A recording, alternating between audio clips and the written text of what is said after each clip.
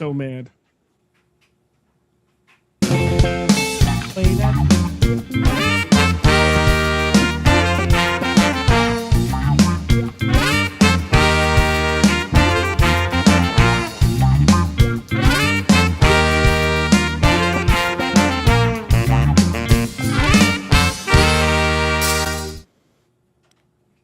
Wow, look at that. Happy Monday, everybody. Happy Memorial Day. And happy actual Star Wars Day, because today is the day the New Hope. A New Hope? Or A New Hope? A New Hope? A New Hope. A New Hope was released in 1978 on May the 25th. So may the 4th be with you, but today is actually, according to Pete, the legitimate holiday, as I show off my $60 popcorn bucket. That's you didn't get the ad hat? No, they didn't have that. Oh. They did not have the ad. It was also 1977, not 1978. I was a year off. I'm sorry, Pete, if you ever show up again. I mean, we're coming up. Next year's the 50th. Oof, yeah, it is. No, May the 25th be with you doesn't have the same ring to it. I mean, it still works, you know. It's still Yeah, some flow to it, I suppose. Yeah, but like, remember? No, it doesn't fit. It opens from the top. Oh, let's see. Hang on. I mean, it's definitely not fitting Frank's head inside that, but unfortunately, it opens from the top. Oh, and no, my head does not fit inside. No popcorn will ever grease the inside of this, not for $60. Looks fancy. Yeah, I saw when I went today. The ad was like $80. I was like, that seems excessive for a popcorn bucket.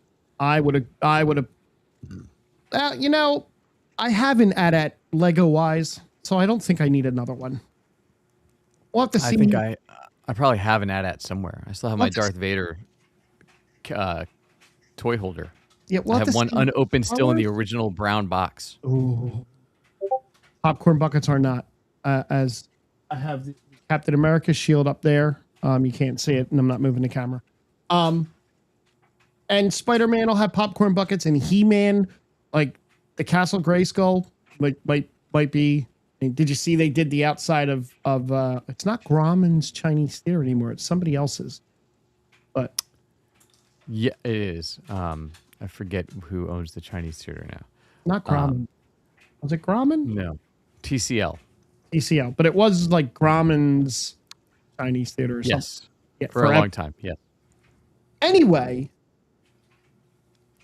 How you doing? Thanks for joining us, everybody. Thanks for finding the Geek Spot. Everybody already in the chat. Great to see you.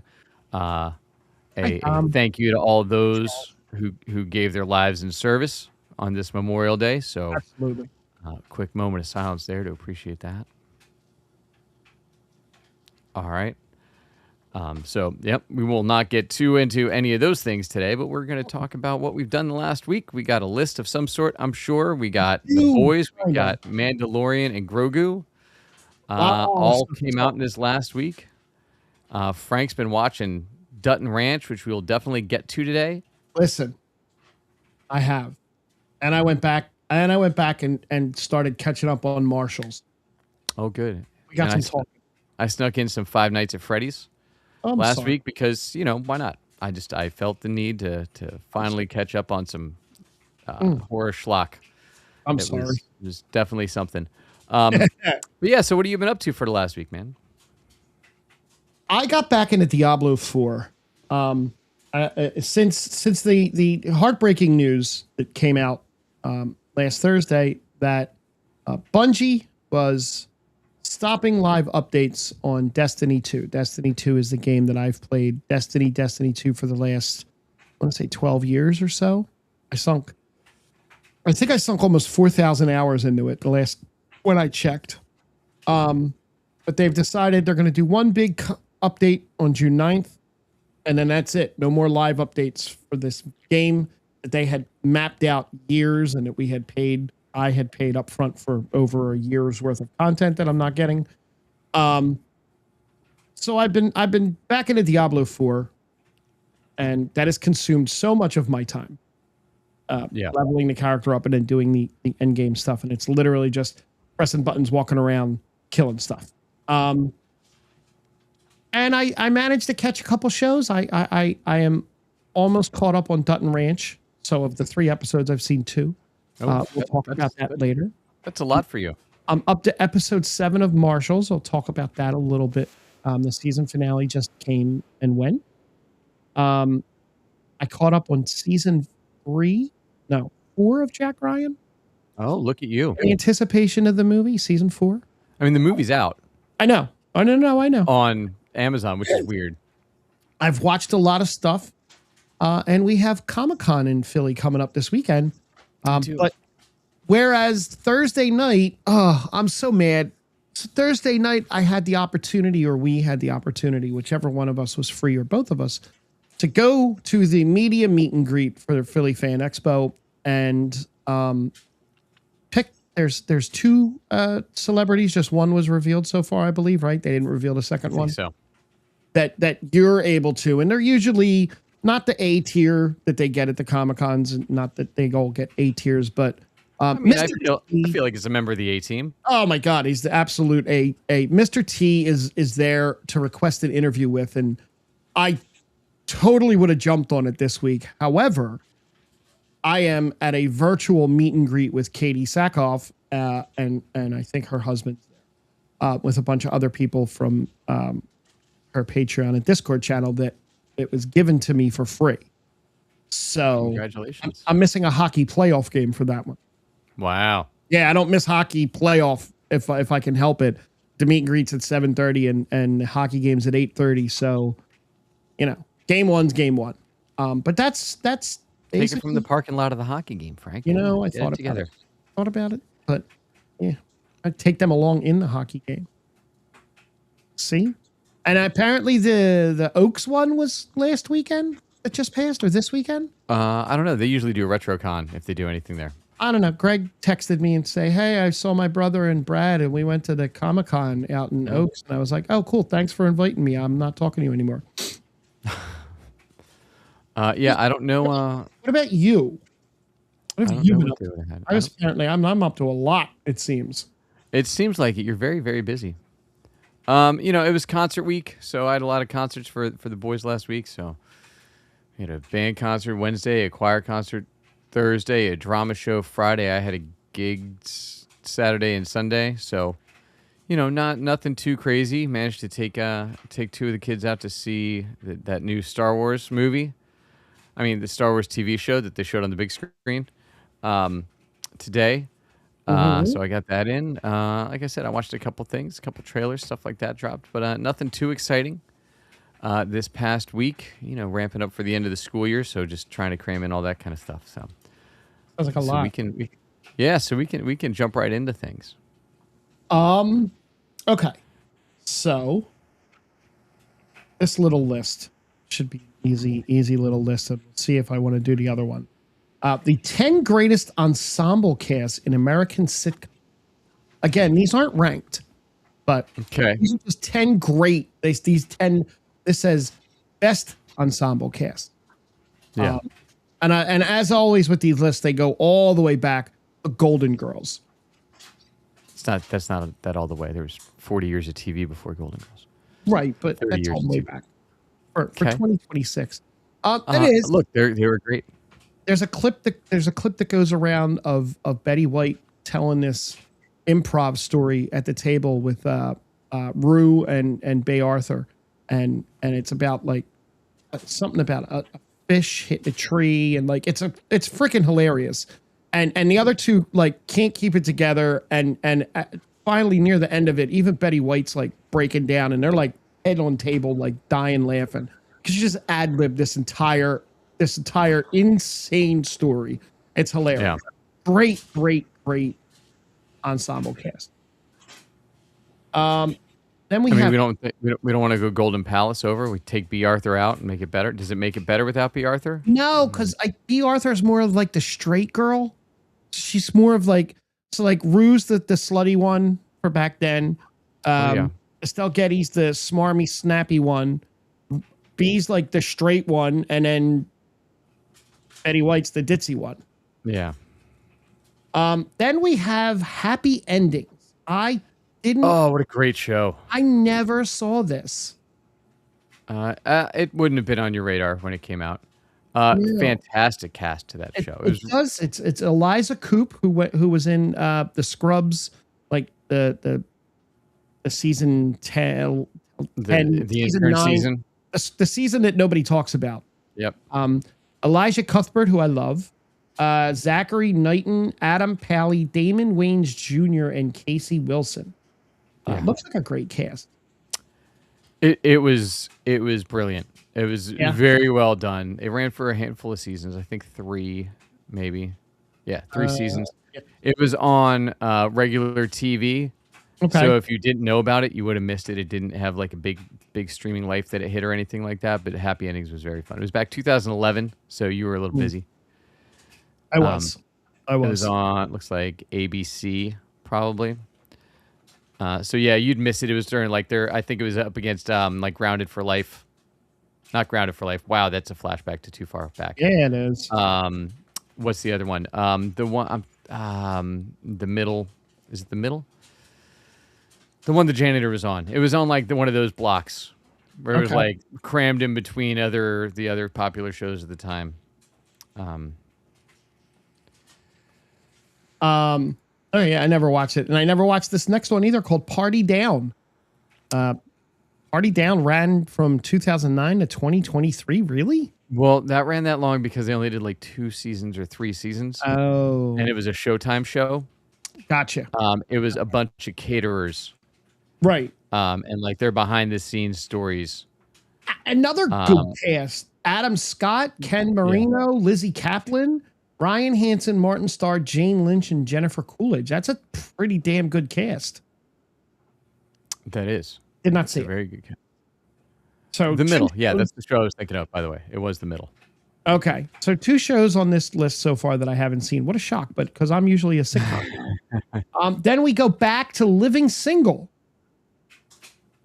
Great show. It was. I don't know if I would consider that top 10. No, I wouldn't consider it top 10. It was Queen Latifah, Kim Coles, Kim Fields, Erica Alexander, T.C. Carson, and John Henton. I vaguely probably saw a handful of episodes on and off, but nothing that sticks out. So I feel like our definition of ensemble is not family. No, because the next one actually fits ensemble cast and deserves to be in the top 10. Brooklyn Nine-Nine. Okay, so this is not like family as an ensemble. It is ensemble. It just is American sitcoms best ensemble. Yep. Okay. Yep. Okay. Brooklyn Nine-Nine, fantastic show. Yeah. R.I.P. Andre Braugher. But probably one of my favorite shows that I binged. It was great. It is still on my list to binge. Maybe that'll be the one that I start running when I need something to watch. Oh yeah, let's go with that. It's outrageously funny. Pontiac Bandit. Wait till you see him. I've watched the clips and I've watched random episodes here and there. Did you see the episode with Sterling K. Brown? I think so. Yeah, I've seen the clips of the Sterling K. Brown episode. Yeah. 3-0 Dams. Arrested Development is next on the list. I could never get into it. I've never watched it. I tried. I think I got 3. By the time I wanted to get into it, I was too many seasons behind for me to be like, let me dig it now. Again, great cast, just not. I was never able to get into it. And we're going to go back to the 80s. Taxi. Oh, for sure. Absolutely 70s, phenomenal. wasn't it? I watched was the 70s. Yeah, it was in the 70s. Phenomenal cast. Judd Hirsch, Jeff Conway, Danny DeVito, Mary Lou Henner, Tony Danza, and Andy Kaufman. Latka. Okay, I like that. Community. Never watched it, but I know it's a great show. I struggled with Community, but apparently, as with so many of the great shows, you have to make it through a couple seasons of. Oh, like The Office. Oh my God, no! Because The Office, I made it through 9, and I'm still waiting for it to get good. And you're into the spinoff and still waiting. Yeah, and the paper still sucks. It didn't do any better. Yeah, I don't know. It wasn't a great show from what I saw, but I know it brought us the Russo brothers. So Really? yeah, that's where they were known for. They were TV guys that did Oh, Community a bunch, which is okay. why they cast Community people in all of the movies they directed. That's why Oh, okay. Yvette Nicole Brown, Yep. or yeah, she ended up in Avengers. That's why Ken Jeong ended up in random spots. That's why they didn't get Joel McHale in one yet, but like a lot of that No, Community cast, they like snuck into things. I see. Allison Brie, the soon-to-be source, Evelyn, Yep. and oh, what's the guy's name? Is it Danny Pudi, who ended up in Mythic Quest. Mythic Quest? Yes. Oddly enough, do you know where I know Jillian Jacobs from? No. Hot Tub Time Machine 2. That sounds right. That tracks, right? Yeah. And then we have one of the absolute top 3 ensemble casts in my book, Cheers. Oh, agreed. Where it's rare we're agreeing on. Wait, stuff. are there more left on this list? There's one more left on this list. Mm. One more left on this list, and it's not The Office. Is it Night Court? It's not Night Court, which would be a great Is addition. it Friends? No. What? Shockingly, Friends. Is it Seinfeld? No. Again. Is it MASH? No. Oh, MASH isn't a sitcom, really. Or was It was more of a drama. all right. No, it's Parks and Rec, Oh, okay, that's fair. which after season 2 was an absolute grand Brilliant. slam Yeah. of a cast. Yeah, I feel like we missed a couple in the top 10 there because I think those 3 I just mentioned all beat at least a couple. Weirdly not in Friends, Seinfeld as an ensemble. Okay, I can't. Seinfeld I feel like they blocked out the 90s. This list. I don't know. They must There's have. nothing from the 90s on this list. Which is weird. Herman's Head. Wow, Okay. that is a fantastic cast. I do love Herman's Head. There you go. Look, half the voices from The Simpsons. Oh my god, it's a brilliant show. Right. So yeah, that's the list. That was a weird list. It was a weird list. It was missing some things. It had some. It took me all across the spectrum of emotions. That list. It did it, but we agreed on most of it, which is kind of odd. We did, yeah. I think they did some deep cuts to like try and be like, look how cultured I am. I'm gonna pull this one. Like Ted Lasso's not on that list. Come on. Oh shit, that's right. Come on. Well, is Ted Lasso an American sitcom? Yeah. It's a fish out of water story, right? Yeah, that's true. That is odd that's not on there. And it's a recent list too. It's not an old one. I have a feeling we'll be disagreeing coming up shortly on things. I'm sure. I'm pretty sure. What have you? We don't do the news now, and then we'll do the. Yeah, sure. Look, I can hit the couple things I watched. Go ahead, do that. So I went and and we do have some stuff that falls into news there. So Hacks dropped their penultimate episode. Just still brilliant the way they're doing this season. They're really tying things up. They're evolving all of the characters as we go through. They're setting things up to actually have closure, which is really which you don't get a lot of the time in all these shows. So they knew, hey, we have 5 seasons, 10 episodes each. They're all quick. I'm excited for the finale this week of that. And then I was trying to find shows to burn through. Oh, I watched. I turned on Section 31. Yeah. Yeah. Wow, is it bad? I made it like 45 minutes in, and I was like, I can't do it. No. It has nothing to do with anything. No. It's just a random story. Yep. About Michelle Yeoh's character, Philippa, right? Yeah, Philippa Giorgio. Yeah, Philippa Giorgio. Miss Papa Giorgio. Yeah, Mrs. She got Papa a car. Giorgio. But Nicole got a car. Penadella got a car. I couldn't figure out what was going on, so I eventually just had to turn it off.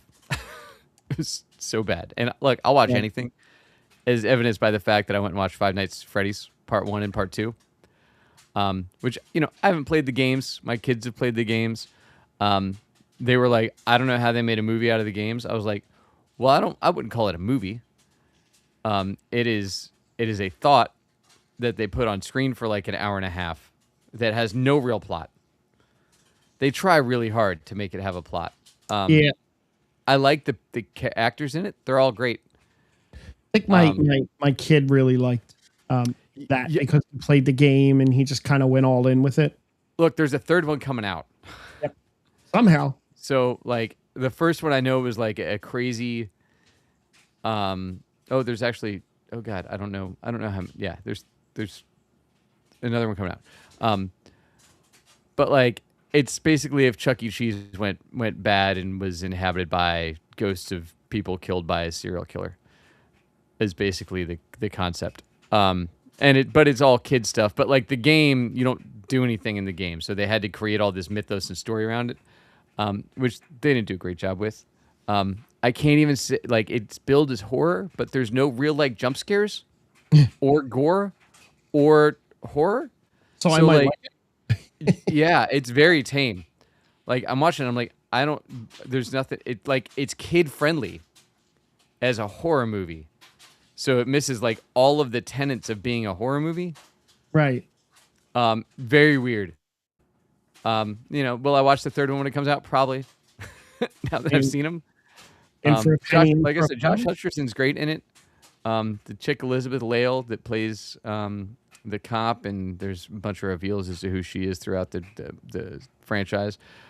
She's good. Matthew Lillard's in it. He's great. Doing what he does in it. But yeah, I don't know. The next one's coming out next year, so good for Josh Hutcherson to be getting paid doing something. I mean, after his stretch as PETA in the Hunger Games all those years ago. But that was it. That stuff. We can hit a trailer real quick. It will be non-spoilery for the boys. If you want to talk about the Vought Rising trailer. Yeah, great. Really, see, like I'm stoked for Vought Rising. I don't know. I will have more thoughts at the end. Okay. When we do the boys thing, I can't even. I can't. Well, there's rumors that it will be jumping time. Right.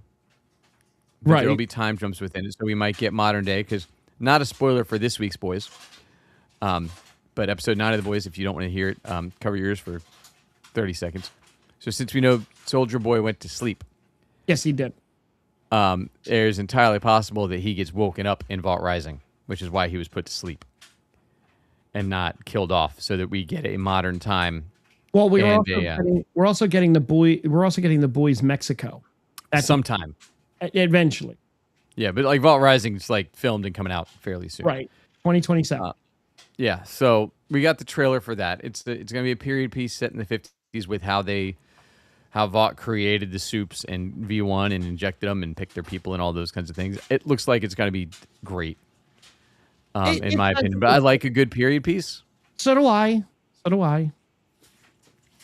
And I think they know what they're doing well enough to make it interesting. I hope so. We also got an Avatar: The Last Airbender trailer. Thanks. I think Dom sent that over. He did. Looks cool. Just they look old because they waited so long. Like Aang's drinking, Aang is drinking. He's old now. Should still be like 10, but we're not there. So I'm sure it'll be fine. Is that your washing machine? It is. No, it's my dryer. Oh. Because my kids decided to wait to do their clothes till late in the day. It's great. How about you? How are Beth and Rip? My friend's watching it, and he messaged me my friend Chaos, and he said, "Is you have music playing in the background, or is that a washer dryer?" And that's Jack's washer. Yeah. Nope, Jack's dryer. Yep, it's because kids only own hoodies at this point. Yep. So there's so many zippers. Oh. All right. So before we get into the Duttons, Shrinking season 4 is giving us 12 episodes. It's upping the episode count. Okay. So, and that's kind of cool, right? I mean, it's a great show. Apparently, now I know that Bill Lawrence said that it was going to be a whole new story, and then his wife came out and was like, "Bill, shut up. Stop talking to the media." But from what I'm reading, it is apparently going to have a time jump and act like a soft reset, telling a new story. So I don't know. Maybe they realize they have lightning in a bottle and they're going to try and milk it. I kind of wanted to end at season 4 because season 3, it was a great 3-season arc. Yeah, well, I think that's why they're saying they're going to tell a new story, because they want to get off having Jason Segel just stuck. Yeah. About my dead wife, my dead wife, my dead wife, right? Right. Like being able to actually tell the story. So I think that's why they're doing that quote unquote reset. That's fine too. Star Trek Strange New Worlds has been trying every single season to get William Shatner to come on for an episode to do a what if Captain Kirk stayed back in time with Pike. No, with Edith Keeler, the Joan Collins episode in the City on the Edge of Forever, where him and Spock go back in time, and they have to let her die, and Bones goes too. They have to let her die, and like Kirk falls like madly in love with her, and it's a great episode. Shatner does some really good acting, which is saying a lot. But they've never been able to get it to work out, but they wanted to do kind of a what if Kirk had lived kind of a thing. I think would have been freaking awesome. So I'm guessing we're not getting that, is what you're saying. Yeah, it doesn't look like we're getting that. We're going to talk about the Mandalorian and Grogu in a little bit, but this movie, and this isn't a spoiler, but this movie at the very beginning of the movie doesn't have something that other Star Wars movies have, and people complained about it. So Favreau had to explain, or is it Filoni? One of them had to explain. There's no crawl, right? The Star Wars movies are famous for the crawl at the beginning of the movie, right? Yeah. There's words, yeah, but there's no crawl. And again, I can't find who said it, but the reason is the crawl is only for Skywalker Saga movies. No other Star Wars movie will have a crawl. They will have an opening, like they'll have words on the screen, but they won't. The crawl is set only to be for Skywalker Saga movies, which supposedly is over. So maybe we'll never see the crawl again unless the Rey movie. Rogue One is a Skywalker Saga, I guess. Nope. Rogue One doesn't have a crawl. Didn't it? Nope. And Solo did not have a crawl. And they said the crawl is set aside just for. That's silly. I mean, yeah. So I guess we're done with crawls, is what you're saying. That's what I was saying. Unless Rey's movie is in a continuation of the Skywalker saga, I'm okay with it too, Pete. And yes, I said at the beginning of the show that yes, I'm wearing the Millennium Falcon shirt. It is the official. Quote unquote real Star Wars Day. May the 25th be with you, Pete. Yeah. 1977 is what Frank said at the beginning of the show. No. I said it wrong, didn't I? I was trying to help you out, man. You know he's not going to go back and listen. I know he's not. He might. But anyway. So her deadline as of Saturday morning, Mandalorian and Grogu is projected to hit #1 at the domestic box office with a 3-day total of $82 million. It's going to open with a 4-day total of $102 million. The movie was projected to come in significantly below the $84.4 million 3-day and $103 million 4-day debut of the spinoff Solo, a Star Wars story. Love Solo. Not adjusted for inflation. So it is still trailing behind Solo's adjusted 3-day gross. As unadjusted, it is turning out one of the worst live action debuts in the franchise since The Phantom Menace at $64.8 million. Listen, it made its money back. That's cool. We'll talk about it again in a little bit. But it made its money back. Yeah, look, I think Solo should have made more money than this movie. Solo is a bigger name than The Mandalorian. Yes. It is. for sure. Because we don't know, and we've never known how many people actually watch these shows on Disney Plus. Correct. We get made up numbers, right? That tells us, oh yeah, look out, this is super popular. Is it? But how does that translate into? Because what percentage of those people do you need to then spend Right. money? Real money, not the money that they pay on their like Verizon or T-Mobile bill or whatever, and get Disney Plus included. Right, same thing. Like I have my Amazon Prime. I don't know if anybody would go see a Boys movie. I don't know how many people actually watch the Boys because they get it because it's free in their house. Same thing with this, right? Like I don't know how many people said, "Oh, I need to go see that." And is it a family movie? Well, so we'll talk later about where because I took a spectrum. I took a 6-year-old, a 14-year-old, and me. And I think we all had very different experiences at the Mandalorian and Grogu movie. I'm interested to hear that when we get there. Sebastian Stan, who is in the Batman 2, has said that he's playing many roles in the movie. Now, what could that mean, Jack? How it means they're making shit up. Don't tell anybody anything.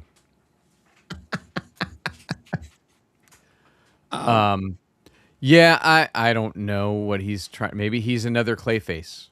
I hope not. Because the Clayface that we're getting a movie for is the James Gunn Clayface, not the Matt Reeves Clayface. Correct.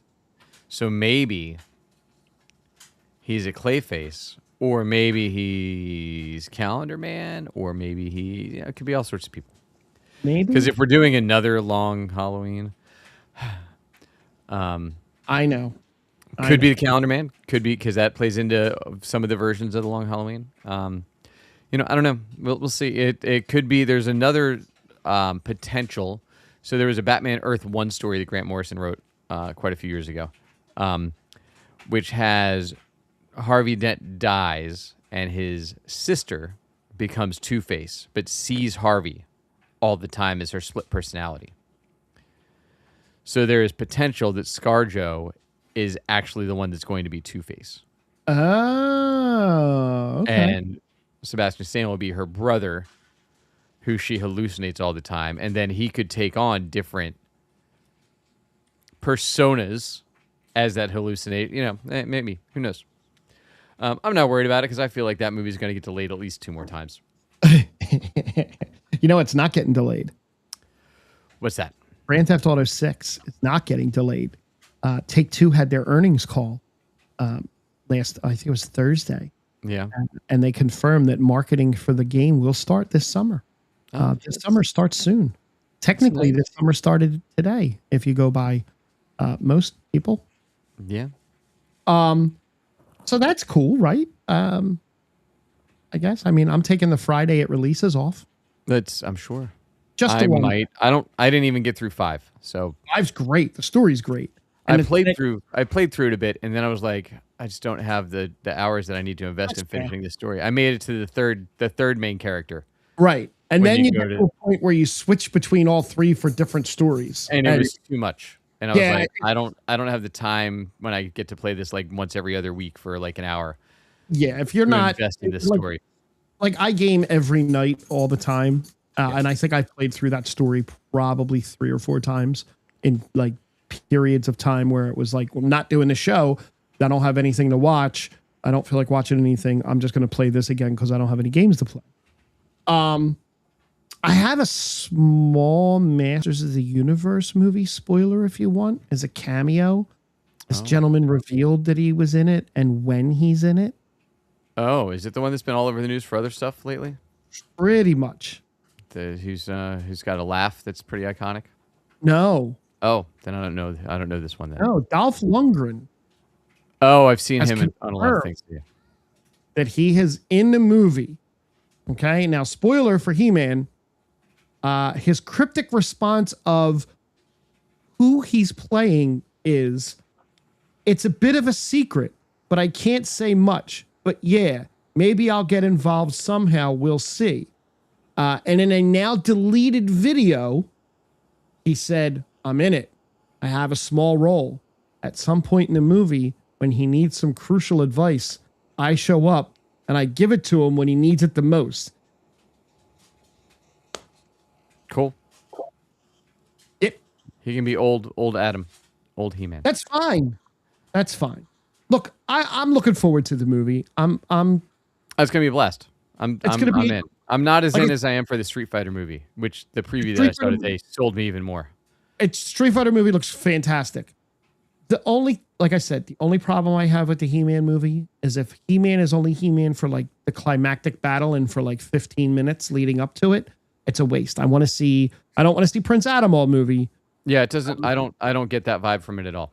Good. I want to see He-Man for a good half of the movie. I mean, yeah, give me some Prince Adam and give me the backstory and he's on Earth and I have to, I think we're out of that by like the first 15, 20 minutes. Perfect.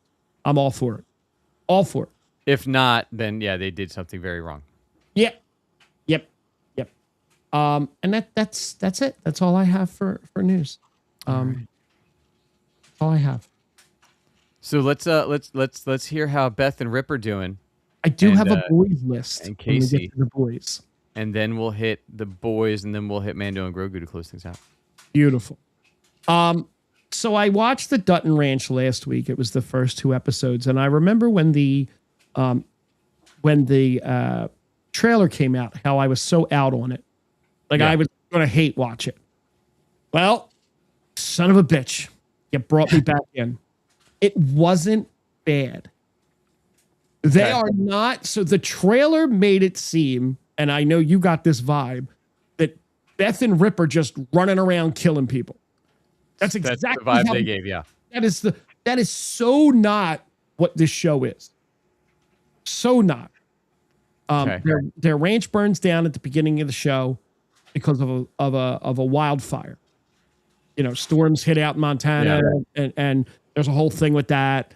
And then they move to Texas. They buy a ranch down there because it's cheaper to buy basically a pre-made ranch than trying to build everything from scratch up in Montana. And it gets them away from all the Montana stuff, and that's great. It's awesome. There's another ranch in Texas that's set up like the Yellowstone-ish. Okay. Sorry, my dog's outside screaming at my kid who wants to bring him in so he can go back up and shoot zombies. It's not a bad show. The first 2 episodes, Ed Harris is in it. Annette Bening's great. And it's a very Jai Courtney's jacked. I totally didn't realize that was him at first. It's more of a character-driven show with some action in it. So it was a hell of a lot better than I expected it to be. It really was. So on that, I went back to continue watching Marshals, and that is actually a pretty good show. It's actually a really good show. It's your typical procedural with your little overarching story that kind of takes place over the whole thing. There's like 2 or 3 little subplots, but every week is a different like Marshals thing. We're guarding a prisoner here. We got to go get this person here. We're doing this over here. But like in the background, there's like little things that keep like threading throughout the whole season. So it's really not a bad show. And since Taylor Sheridan really doesn't have anything to do with either of the shows, they're even better. All he has is his name on it. He's not writing the scripts. He's not starring in it. I think Casey mentioned his character once. What was his character's name in Yellowstone? Travis. He literally picked up the phone. He's like, I'm going to call Travis and see if I can't get rid of this horse. And that was it. It was the only tie. Now, Marshall's ties directly to Yellowstone still. And there's definitely like storylines coming from that. Well, yeah, you get the Indian reservation still there, right? And they're all involved with the Indian reservation still. And yeah, it's actually pretty good. And to round out the other show that I watched, the Jack Ryan, season 4 was phenomenal. I love a show that gives you like, here's the setup. And then as we get further in, you realize that all these people that you met over here are really bad guys, but don't realize they're the bad guys. Anybody on the show could be a bad guy. Got it. I don't buy Michael Pena as Domingo Chavez because, again, I read the books. Domingo Chavez is a completely different character. Yeah.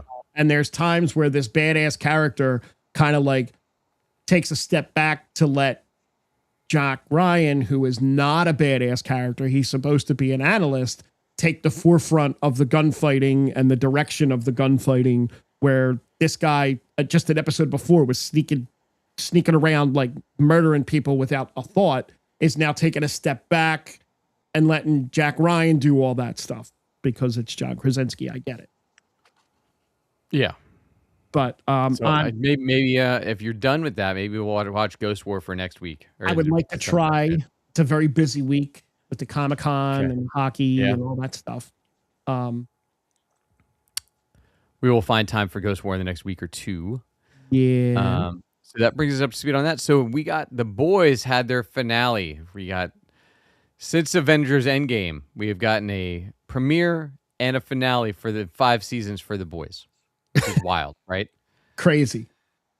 Since our last Avengers movie, not counting the new Avengers movie with a Z. So they had a lot of ground to cover to wrap up some of these storylines going into the finale. Mm-hmm. We had seen Frenchie passing at the end of episode 9, or at 7. Spoilers for the Boys, by the way, for the rest of this. I'm sure everybody watching us has watched that already or listened. So we had the wrap up of Homelander. We had the wrap up of Butcher. We had what finally happened to the Deep. We had what happens to the Preacher, where Ashley ends up. We got a lot of wrap ups. I thought they did a great job at coming full circle on a lot of the stories. I thought the action scenes were well done. The Kimiko stuff was a little wishy-washy. I didn't love that. Where, Frenchie had to come talk to her and tell her it's about love. It's always been about love. Yeah, that was. If The Boys was about anything, it was not about love. No, that was a choice.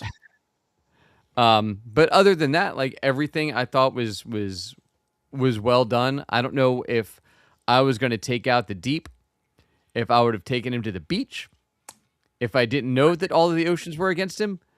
That was a weird writing choice. And then I guess they kind of must have forgot the fact that he can breathe underwater. So the fact that he was like struggling. Well, he was struggling because he had people eating his legs. Right, but he could still breathe. His gills are under the water. He was able to breathe. Yeah. Maybe they forgot his superpower. I get it, Yeah. But at least he did not survive, as we were concerned about. We thought he would. Yeah, I thought we were going to go that route. Yeah, I thought he would survive. I thought it would be like him, Huey, and Annie survive. But or survive. So speaking of that, so what do you think about how each of the boys' storylines ended, right? So we have Kimiko with the Dark Knight Rises. She gets to eat the thing in France, and she adopted the dog. I like a happy ending, so Kimiko's I was okay with. Okay. Then we had Mother's Milk, which here's to go back to the comic version of this, right? In the comics, as Butcher's going to kill Homelander, he kills off Mother's Milk, Frenchie, and Kimiko on the way. Right. He blows up Kimiko and Frenchie, and he kills Mother's Milk in another way. But Mother's Milk's a very different character in the books. Right. So what are your thoughts on where we ended up with Mother's Milk? Remember how last week I complained that we had completely abandoned his storyline of his family and everything, and all of his look, they're back together. They're all back together. Great. Everybody's happy. Ryan's now their adopted son at the same time. So I don't, again, happy ending. That's awesome. Ryan, on the other hand, did Ryan lose his powers? Ryan wasn't injected with V1. Ryan was a natural born soup, right? So the power thing just kills the V1 in your blood, right? Did he get hit with it? When did he get hit with it? He was holding Homelander with Butcher. Mm. So he technically got hit with it, and made it seem like he didn't have powers. Maybe he was just playing around, right? Maybe. And again, if so, I don't have a problem with it, as long as they don't like pick pick a thread from him up down the line and make him go Homelander. I think him getting away from Butcher was good. I think that was a right call for that character. I think him ending up with Mother's Milk was a great ending for him. Dom basically agrees. Butcher asked Mother's Milk to take care of Ryan, so that was a great ending. I also think Ryan still has his powers. A plus ending for him as well. All right. And then we get Annie and Huey open up their little tech store, but Annie's still the hero. Yeah. And they're having a kid.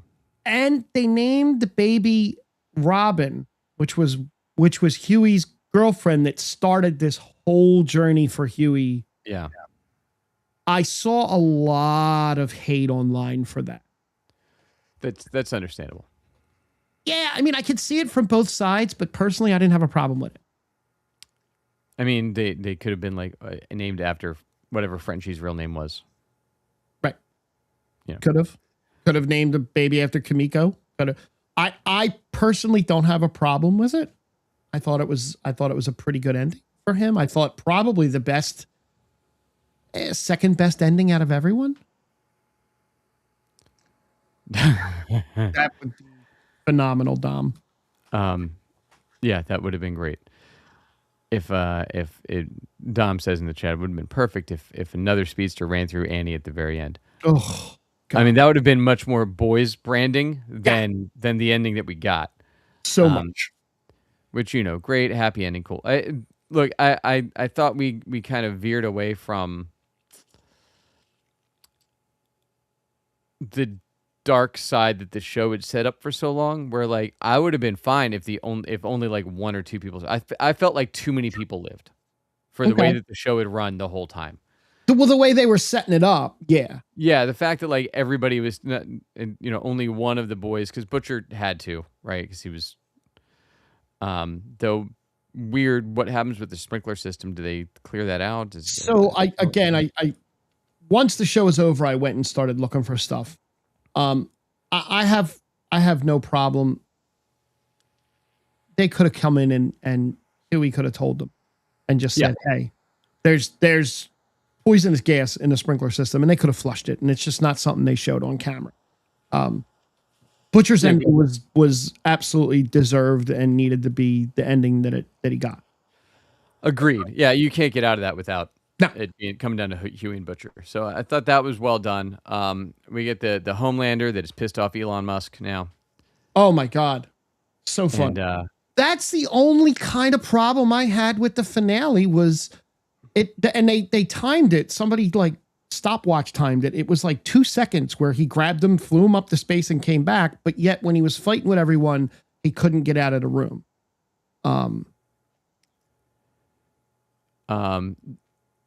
Yeah, I thought it was, I don't think we played into hey, he got V1 and now he's way more powerful. We just ignored that.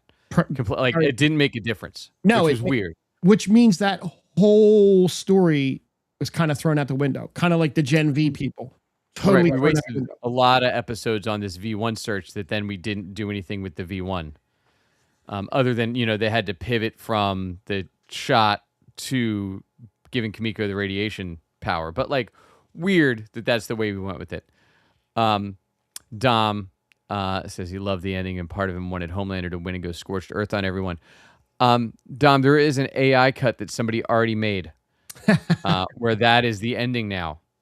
If you would like to see what that would have looked like, I just saw that on Threads earlier today where somebody already made that ending and he goes, yeah, that's the problem, right? Right? Is it more powerful or immortal? I don't know what the V1 was supposed to do for him. It should have done both, is what I felt like, because Soldier Boy was able to. Well, no, but it was Soldier Boy, Huey, and Butcher. All three Homelander was holding off at one point already. Yep. So it's and look, they have to do it when you put insane power levels on people. Like you have to nerf them depending on the fight for whatever reason.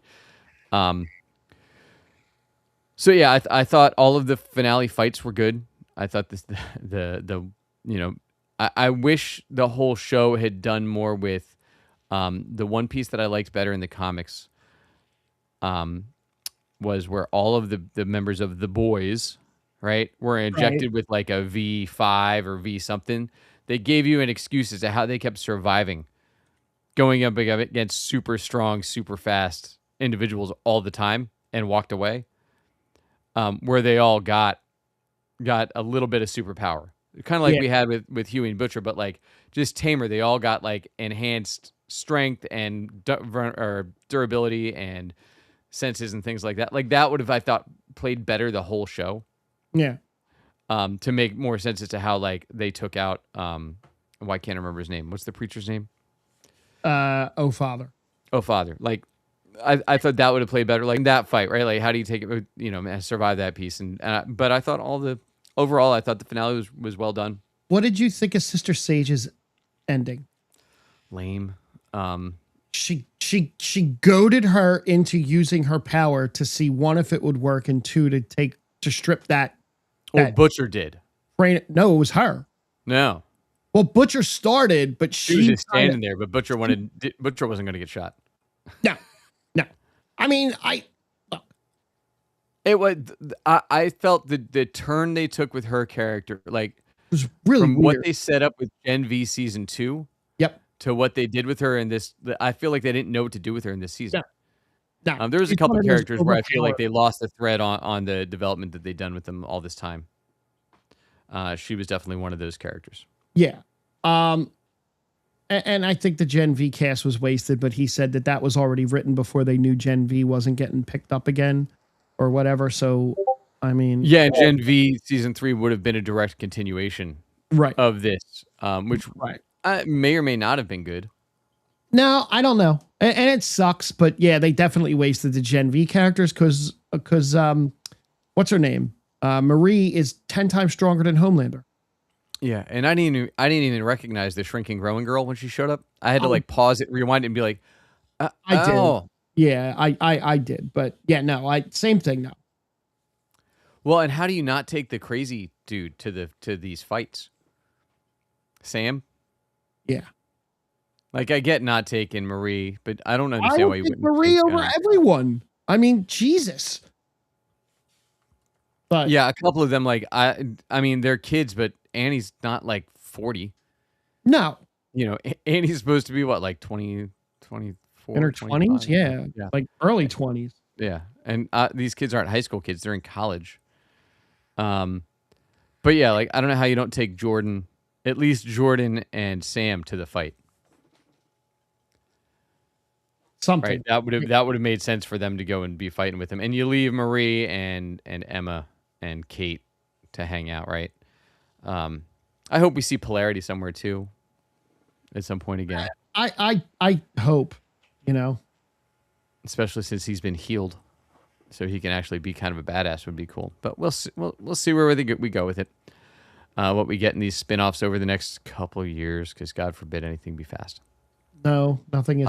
So overall, I'd say the boys did a nice job closing things out with the storylines that they had. Everybody got an ending, at least. We didn't leave a bunch of threads hanging. They closed up, I think, everything they needed to. We saw Ashley stayed president for like a minute. Yep. And then somebody took over. Stan Edgar takes back over Vought, which I'm sure will play into these next couple shows.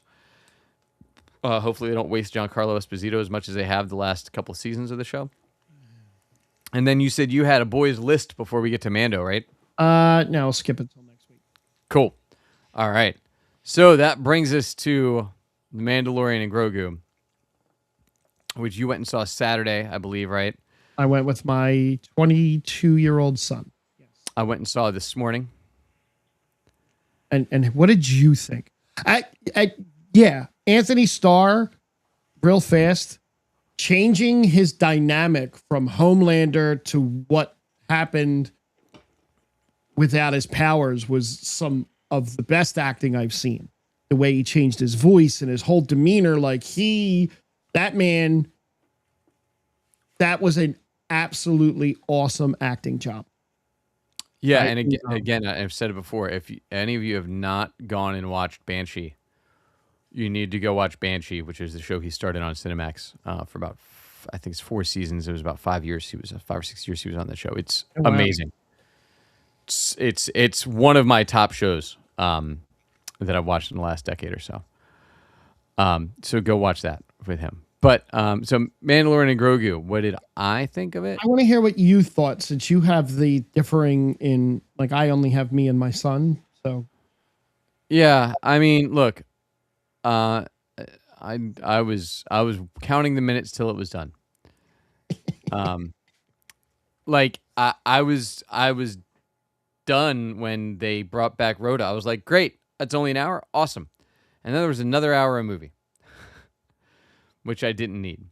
I could 100% tell that this was a season of television that they said, oh, we need to cram this into a movie. And how do we? And luckily for them, The Mandalorian typically was only 20 minutes long most episodes. So really, this was just a 6-episode season of The Mandalorian, which is what we would get without filler episodes anyway. Because realistically, in an 8-episode season of The Mandalorian, one of them would be some random character we're never going to talk about again from the Imperial headquarters, right? And another one was like a Boba Fett backdoor. So now we have this, or the Ahsoka backdoor pilot was one of the other ones, right? So we have 6 episodes that they just made into this movie, and it's what it felt like. I was like, all right, ooh, look, Mando got knocked out again. Great. All right, so that would have been a cliffhanger. Okay, so now we start the next episode. All right, oh, now they escaped. Great, now they're home. Great, that's the end of an episode. Next one, oh, he got knocked out again. All right, that's the cliffhanger for the 3rd episode. Great. Oh, now they're on the planet. Okay. Oh, now he's sick and dying. Okay, there's another cliffhanger. Okay, well, now that we're going to have the big final fight scene. Okay, great. Season's wrapped up. Yeah, it was very clunky. And all, like, the opening fight scene was cool for an opening fight scene, like, you know, for like what you get in a Bond movie or one of those things. But like the acting was so bad in that beginning. Even though the action was cool. But in the beginning, I was also like, I don't know why we have Grogu here.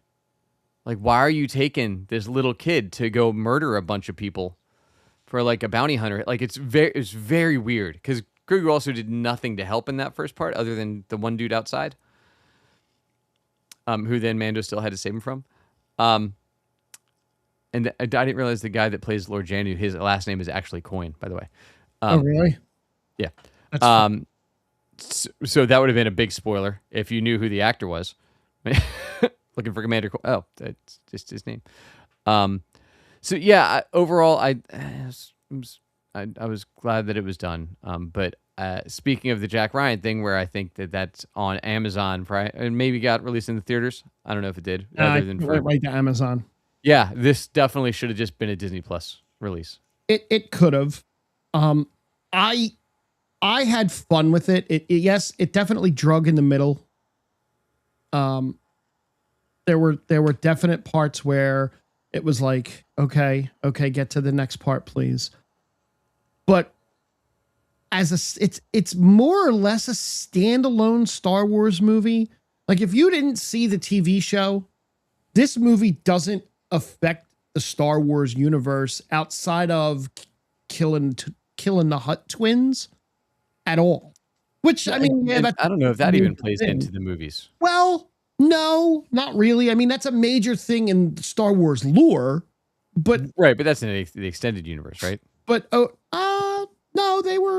they're in this universe. They just never covered them in the other movies. It's only been in the TV shows where they've even been mentioned in the cartoons or the animated. I keep calling them cartoons, but I enjoyed it. I had fun with it. I didn't go in expecting this to be this Star Wars lore fest, and I think I maybe saw one little possible Easter egg when they were at the base and the one X-wing was landing. It looked like blue on the R2 unit behind it. It really looked R2D2-ish, way in the back and blurry. So, well, the bad guy, this amphibious reptiles, those are an Easter egg. Yes, I had their toy. Okay. I remember the toy. The toy was a lot more yellow, like bright yellow on the inside and green on the back. That as soon as I saw them, I was like, oh, that's cool. And then they did have one other one that was a reference to the original Star Wars movie where Luke talks about shooting swamp rats. Yep. There was that one little nod where they shot a swamp rat off a tree log, and I was like, ooh, ooh. Other than that, I was like, yeah, I know there's a lot of fan service in here. It's There's a a ton lot, of fan service. Sigourney Weaver was absolutely wasted in that movie. See, I appreciated when she came in. I'm glad. Yeah. Oh, sure. The ending thing. I mean, Dave Filoni got his 2 cameos. She was the only non-CGI character besides all of the directors of season 1 of The Mandalorian. Well, because all of them were back. Right? It was Deborah Chow was in there as a cameo. Rick Famuyiwa was back as a cameo. Lee Isaac, like all of the guys that directed and girls that directed season 1 of The Mandalorian and did their cameos in it were all back in this for their cameos at the end because that's the same crew. Same thing with Paulson, Young Lee. Anthony Daniels made a cameo, which I wish I would have known beforehand, so I could listen for it. Oh, I didn't know. He was the voice of the droid flight dispatcher at the end. Oh, okay. Okay.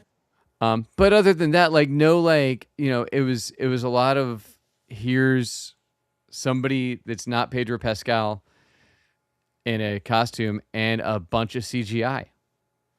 Yeah, look, like a whole movie was there was very few like actual people in it, which I think hurt it for me from giving a shit about anything that was going on because I knew they were all just. I didn't hate that as much. I enjoyed the Muppets. The Muppets Take Star Wars, which basically is the whole middle of the movie was a Muppet movie, like in a Star Wars movie. Right. So speaking of that, with bringing the different ages, right? So like my 14-year-old wanted to see it because he knows his friends are going to see it. Not a huge Star Wars kid. I don't think he watched any of The Mandalorian. He was like, it was fine. It was, you know, there was action. I guess it was cool. The fight scenes were cool. They were great. My 6-year-old was like terrified of the fight scenes because they were scary monsters they made in this. Like not like like they were horrifying in the pits. Yes, they were. So she was like, I'm done. And then I was like, oh, but look, this 45 minutes is a little kids movie. Yeah. Right. It doesn't matter to me at all that I'm like, what are we doing for 45 minutes of the I'm going to call them the Babu Fricks because I don't know what that race is. But like those 4 and Grogu going on there, like, let's go on a little trip and we'll go around. And now it'll be Grogu just working his way through the forest. And yeah, we got rid of his cool ride. So instead he has to just walk really fast behind Mando everywhere, which is weird. He's an Anzellan. Just keep calling him a Babu Fricks. Yeah. Or with the, like that was the other thing in that first fight scene, right? Where like Mando goes into a fight with Grogu and the only way he can get Grogu places is to carry him. I'm like, that seems really inefficient.